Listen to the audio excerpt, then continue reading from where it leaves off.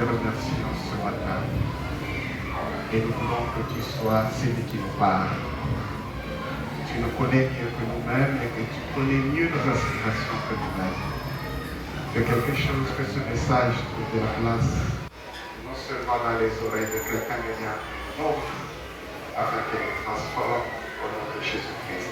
Amen. Amen.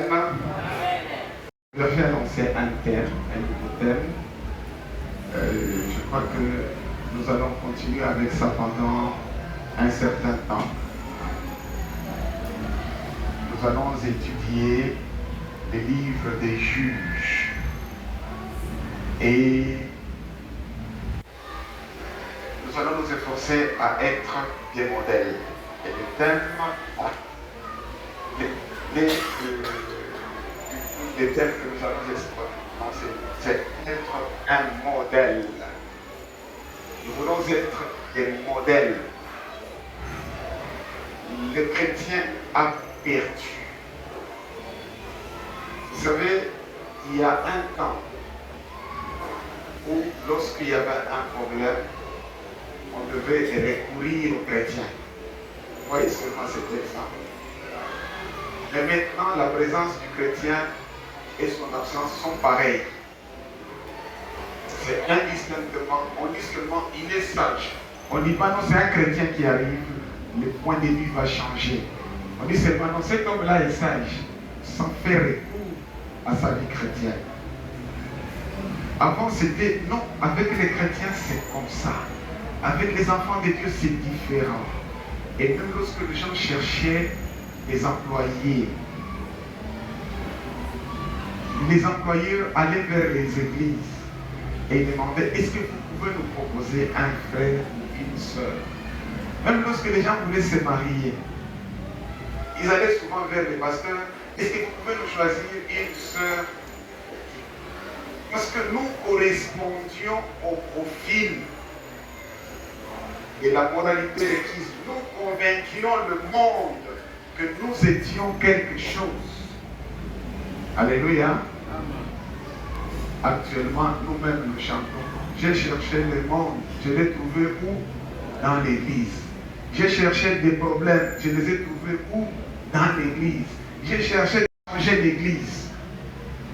Parce que lorsque nous entrons dans des habitudes, nous faisons de ces habitudes-là une nouvelle nature et nous n'avons même plus la vision de changer. Le pasteur a même relevé que nous avons maintenant des églises sur papier. J'ai beaucoup réfléchi sur cette histoire d'église sur papier.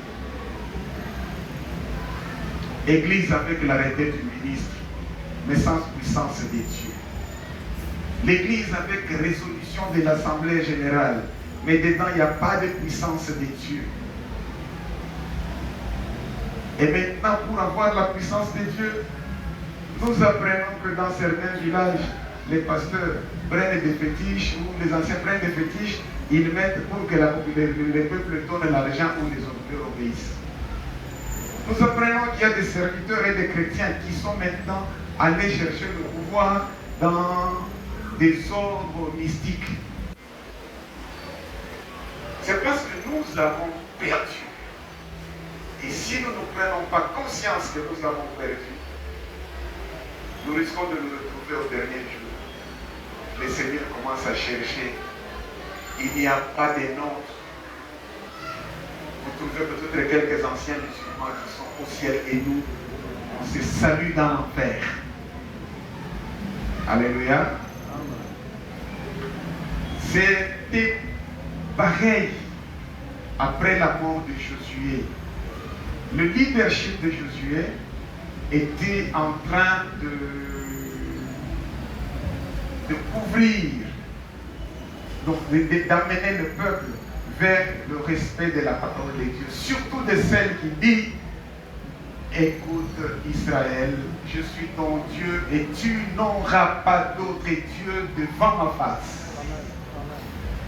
Lorsque Josué est mort et tout ce qui était autour de lui n'était plus, le peuple est rentré facilement. La première étape de la rébellion du peuple d'Israël, c'était l'idolâtrie.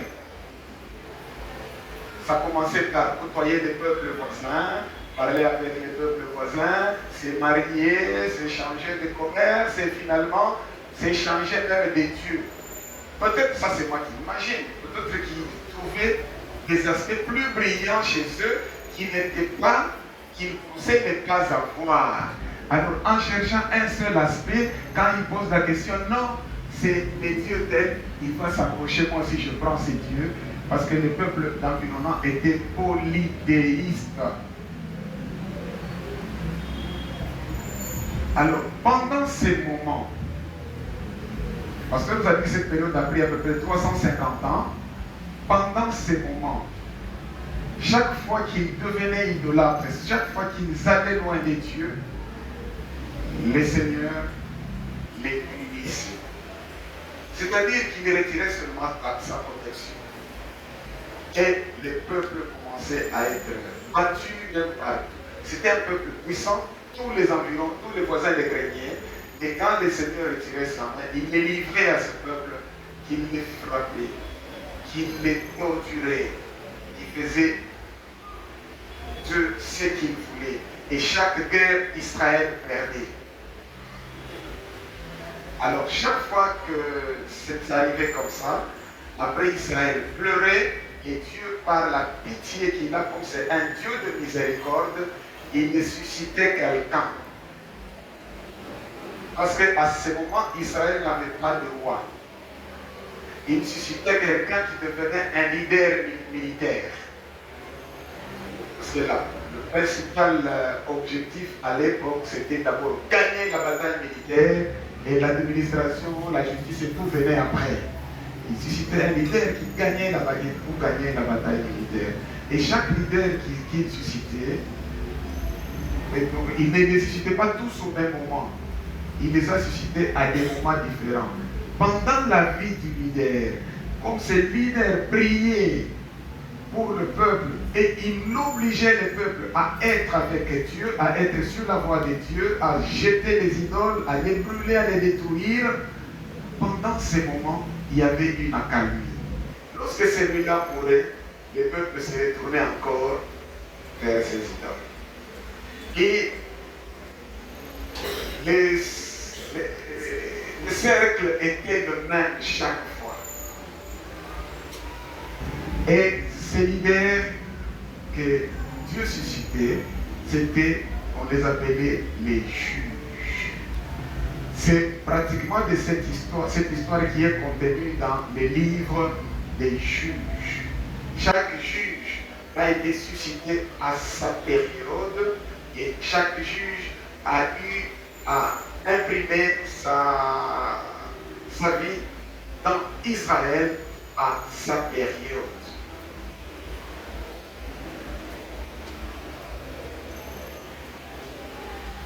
Et même lorsque nous voyons aujourd'hui que nous avons perdu, nous avons l'impression qu'il faut que Dieu suscite quelqu'un. J'ai suivi la modératrice lorsqu'elle parlait.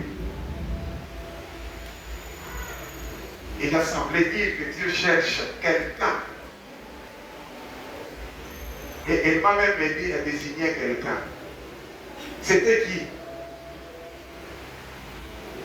Maman Pamela a désigné quelqu'un ici. C'était qui? Donc, on a même prié sans comprendre. S'il vous plaît. Papa Jean. Papa Jean. Et Dieu cherche quelqu'un. Et ce quelqu'un-là, c'est qui? Voilà l'ancien. C'est quelqu'un-là, c'est moi. C'est quelqu'un, c'est vous. C'est ce que j'ai cru entendre sur mon plan. Dieu cherche quelqu'un. Et c'est quelqu'un, c'est moi. Il y a des juges qui ont été suscités par une vision et par Dieu lui-même. Il y a des juges qui ont été suscités par la demande du peuple. Les anciens, les responsables sont allés vers la personne et lui ont dit, viens et sois notre chef, dirige-nous. Et chaque fois les juges disaient, vous devez détruire toutes les idoles avant qu'on commence les combats. Donc, je crois que nous devrions tous répéter, je peux changer le monde Je. 11.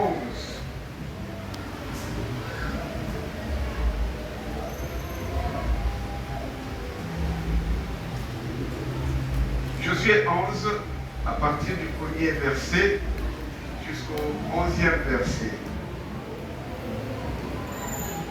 Si on n'est pas prêt, je peux alors lire. Ah, voilà. C'est les juges. C'est bizarre que ce soit un juge qui parle des juges. Ce n'était pas un juge comme moi. Non, c'était un juge comme leader qui avait tout le pouvoir, qui dirigeait le peuple pendant ce moment-là. Alors, le verset premier, on peut nous le remettre. Le premier verset commence avec une entrée bizarre dans la matière. Jephthé, les Galadites, était un vaillant héros. Je crois qu'on a préféré commencer par là au lieu de commencer par ce qui diminuait Jephthé. Il était fils d'une prostituée et ce gars-là qui avait engendré Jephthé.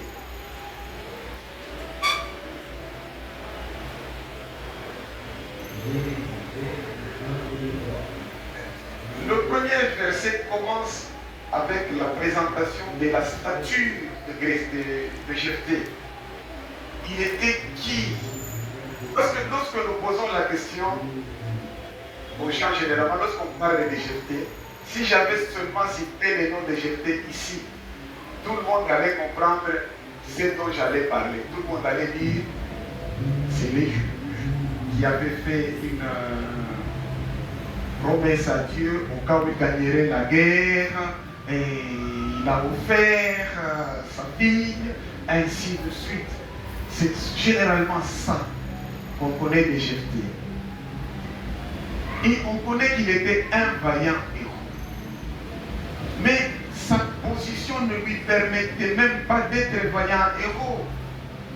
C'était quelle position? Fils d'une femme prostituée, dont on n'a même pas donné les noms, parce que ça leur semblait ne pas être important. Alléluia. Le fils d'une femme prostituée n'a pas droit à l'héritage. À l'époque, dans le contexte ici. Or, tout le monde aspirait à un héritage et on adorait presque l'héritage. Donc, c'était quelqu'un dont l'avenir était pratiquement décidé médiocre.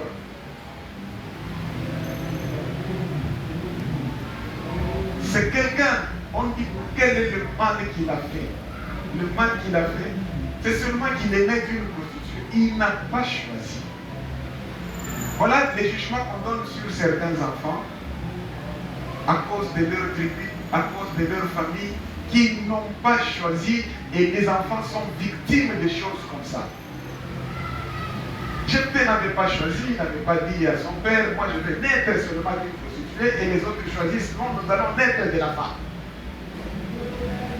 Et il est né dans ces conditions, c'était des conditions sans honneur, des conditions, vous êtes marginalisés, des conditions des enfants dont on a l'impression qu'ils ne seront rien dans la vie.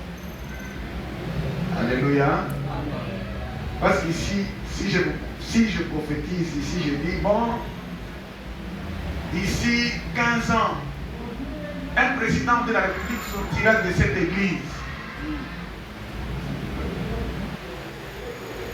Qui va jeter ses yeux sur un enfant défavorisé?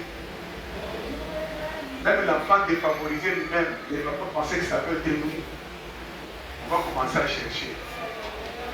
Quels sont les enfants des gens qui ont travaillé dans le gouvernement ici et dans l'État? Bon, quels sont les enfants des magistrats, des avocats ici? Bon, quels sont les enfants qui cantent des grands milieux? Ça, c'est les calculs de l'homme. Et Dieu a son calcul. Alléluia. Son calcul tout différent du calcul de l'homme. Donc c'était l'enfant d'un prostitué, d'une connotation injurieuse, chassé par ses propres frères, privé de son héritage. Dans ces conditions, Jephthé est allé s'installer quelque part et il est devenu chef de bande de hors-la-loi. Parce que la Bible dit qu'il faisait de temps en temps des incursions. Les incursions, ce n'était pas pour aller cultiver, c'était pour aller généralement piller. C'était pour aller faire la petite guerre, il rentre. Donc il est devenu un brigand. Amen. Ça nous apprend aussi que lorsque nous maltraitons certains enfants et qu'ils deviennent des moulouna et des brigands, nous sommes souvent responsables. Écoutez, pour Jephthé, ce n'était pas question de responsabilité. Dieu aussi a préféré nous préparer dans cette difficulté-là. Il y a des choses par lesquelles Dieu nous fait passer. Et vous avez l'impression que vous allez mourir demain. Vous avez l'impression que... Vous savez, notre passé nous fait parfois prendre certaines décisions qui n'ont... Moi, mon passé a fait que j'ai finalement grandi. Je me suis seulement donné à Dieu. J'ai grandi sans aucune démarche, sans chercher quoi que ce soit. S'il fallait dire que je vis seulement, s'il faut faire, je vis seulement sans savoir ce que je veux devenir. Et Dieu me fait de moi ce qu'il veut.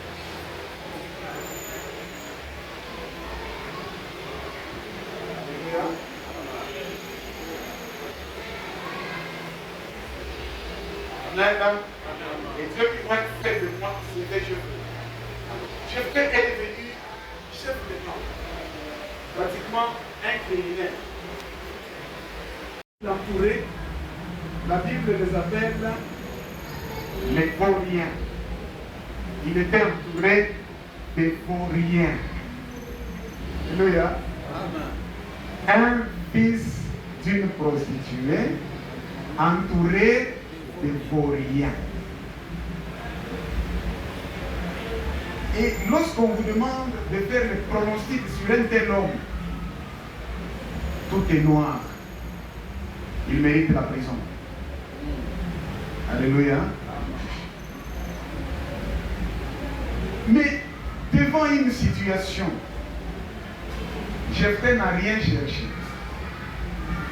Les peuples, les anciens du peuple, les anciens des Galadites sont allés vers lui pour lui dire. Pourquoi? Parce que d'abord, les peuples, c'était, on a déjà dit ça au début, les peuples s'étaient révoltés contre Dieu. Ils commençaient à adorer encore, ils commençaient à être idolâtres comme les peuples voisins. Il a abandonné Dieu. Et Dieu, dans sa colère, il a décidé de punir Israël. Et Israël commençait à perdre toutes les batailles. Israël commençait à avoir peur de toutes les nations voisines. Israël n'était plus Israël, crainte par les voisins. Un jour, si nous lisons le verset, le chapitre 10, je vérifie le verset.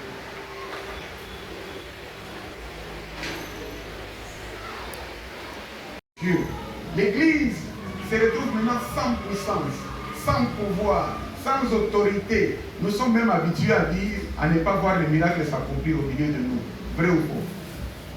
Parfois, les miracles, certains chrétiens commencent à les chercher même dans les fétiches. L'Église a perdu. C'est le moment où Dieu se demande maintenant, qui changera le monde?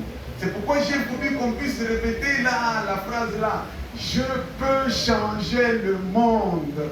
Je pense que Dieu l'a trouvé ici. Et c'est toi. Alléluia. Amen.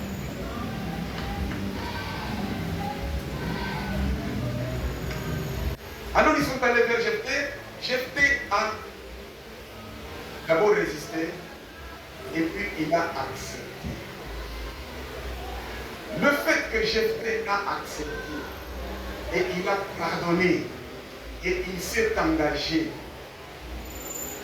me fait comprendre que même si on a eu un mauvais passé, on a eu une mauvaise croissance, si on ne pardonne pas, on se pleure soi-même. Alléluia. Un leader normal qui veut influencer le monde doit savoir pardonner. Plusieurs d'entre nous sont restés prisonniers de notre passé, fâchés, en colère contre les parents. Il y en a qui sont en colère contre les voisins. Il y en a qui sont en colère contre celui qui a fait qu'il ne puisse pas étudier. Il y en a qui sont en colère contre celui qui croit être à la base de son malheur. Et cette colère vous ronge vous-même. Vous ne saurez pas influencer les autres tant que vous ne saurez pas pardonner. Alléluia. Et Christ nous dit qu'on n'a pas l'obligation de pardonner une fois. Pas même 2, pas même 10, pas même 20, mais autant de fois en un jour. Parce que le pardon nous libère de notre prison du passé. Le passé qui nous environne nous empêche d'évoluer. Amen. Hein? Lorsque nous regardons dans notre passé, il y a toujours des auteurs de « je souffre parce que ma maman avait ».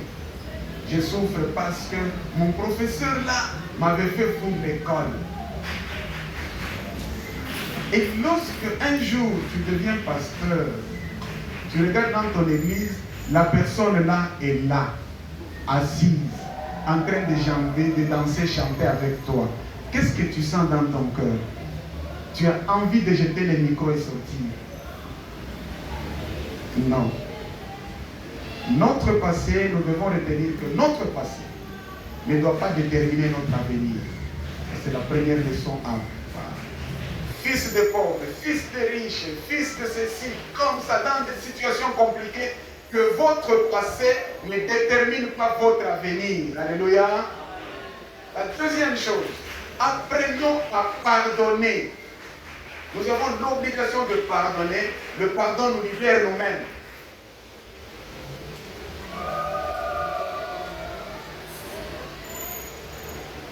Jephthé a décidé d'agir avec Dieu.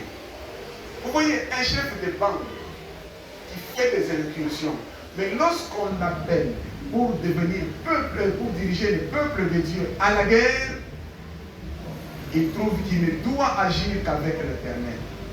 Et il a agi avec l'Éternel. Si nous lisons la suite, nous comprendrons qu'il a même battu les Ammonites, il leur a infligé des lourdes pertes. Et le peuple d'Israël était en paix pendant que lui vivait et il a continué à diriger, même ses frères qu'il avait chassés. La parole de Dieu ne nous dit pas qu'il les a tués. Non, il leur a pardonné et ils ont continué.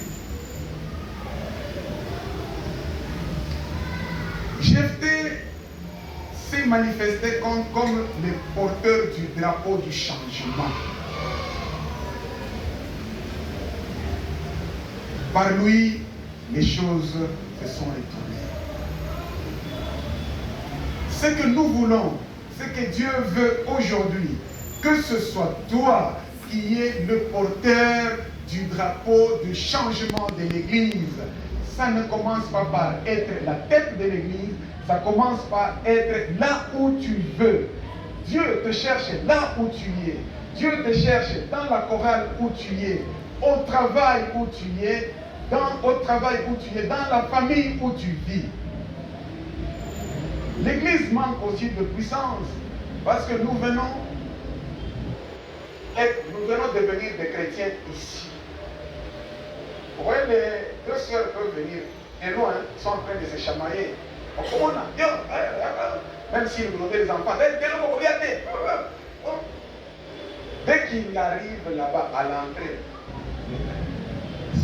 même la marche change, la démarche change.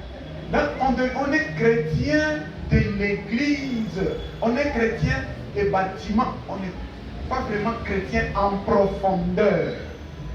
Nous devons être chrétiens, continuer avec la même attitude, depuis la maison jusqu'ici, d'ici jusqu'au bureau, du bureau jusqu'au marché, la même attitude. C'est cette attitude qui influencera les autres. Vous savez que les points de vue des chrétiens, beaucoup de gens ne les acceptent pas. Notre rôle, ce n'est pas vouloir nous faire accepter par les gens. C'est d'être nous-mêmes, des chrétiens, et imposer nos valeurs spirituelles à tous ceux qui viennent vers nous. J'espère qu'on s'est compris. Parce que souvent nous péchons pour vouloir seulement faire plaisir à d'autres. Le pasteur a donné l'exemple des recrutements, des Rose-Croix et tout ça. Vous savez que j'étais en deuxième graduat lorsque j'ai failli être recruté, lorsque j'ai été sollicité au recrutement de la Rose-Croix. Je vous répète les paroles. Les paroles étaient simples. Je venais de l'église, j'arrive à la maison. Pas de que nous passons, c'est de l'idolâtrie. Alléluia.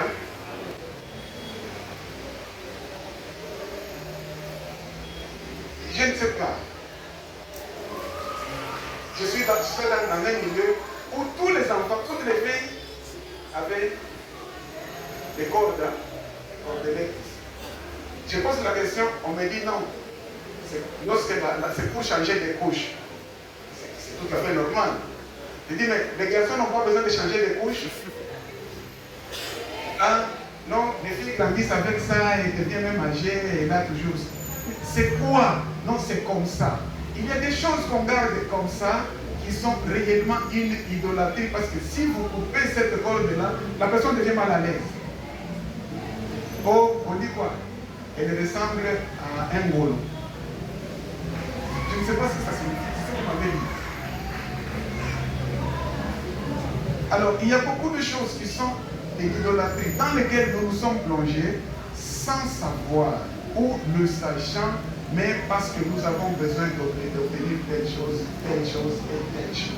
Et Dieu est contre ces choses-là. Comme ça continue à se généraliser dans les églises, Dieu a besoin de quelqu'un. Et ce quelqu'un-là, c'est vous, pour qu'on change le monde. Le changement du monde commence par une personne. Ne nous trompons pas en disant, est-ce que c'est toi qui vas changer le monde? La réponse est claire et dites oui, c'est moi qui veux changer le monde. Est-ce que c'est toi, dit oui, gagne à partir de moi. On nous fait perdre la foi, l'assurance et nous acceptons facilement comme ça, comme on dit à l'Ouligalan, oh, est-ce que c'est toi qui vas? Ah, en tout cas, est-ce que si moi-même seulement, si je suis le seul sérieux, qu'est-ce qui va changer? Je vous rassure.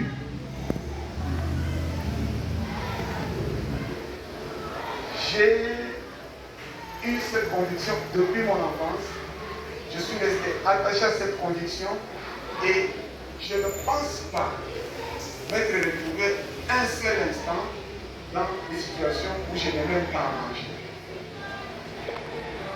Dieu répond toujours, que ce soit les frétins, que ce soit les foufous avec les sels, mais j'ai mangé et pour moi je suis content, je continue la vie.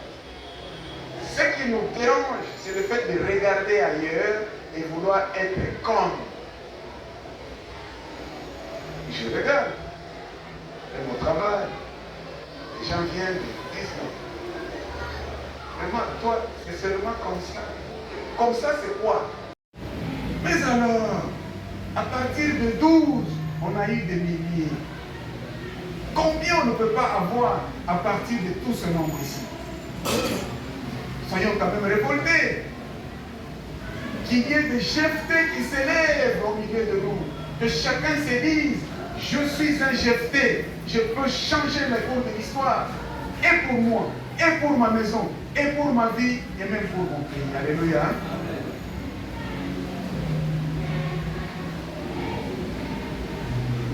Le Seigneur a besoin de nous pour ça. Est-ce que nous pouvons nous lever pour prier?